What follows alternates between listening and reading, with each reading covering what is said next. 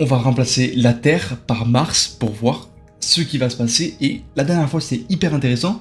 Donc je pense que là, on va avoir quelque chose de hyper prometteur. On place évidemment le Soleil et on va mettre Mars à la même distance que la Terre du Soleil, c'est-à-dire une unité astronomique. Normalement, si t'es un GOAT, tu sais déjà en millions de kilomètres ce que ça représente. Donc Mars, une planète plus petite que la Terre, avec un gros manque de champ magnétique et aucune vie en tout cas détectée pour l'instant à la surface de la planète, avec des températures moyennes de surface de moins 100 degrés, donc autant dire que c'est assez improbable d'avoir de la vie à la surface aujourd'hui. Mais qu'est-ce qui se passe si on la met à la place de la Terre? On va voir et on va accélérer la simulation. On peut voir qu'au niveau de l'équateur, du gel apparaît sur la planète.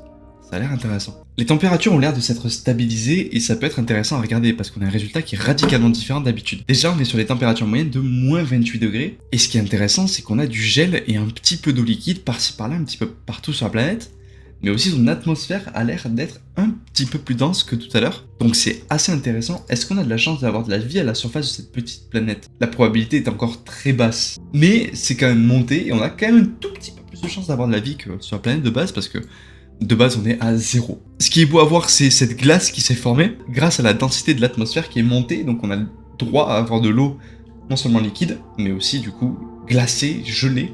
Et ça, c'est assez fou. Notamment si on regarde au niveau du mont Olympus ici, qui est carrément complètement gelé au niveau du sommet.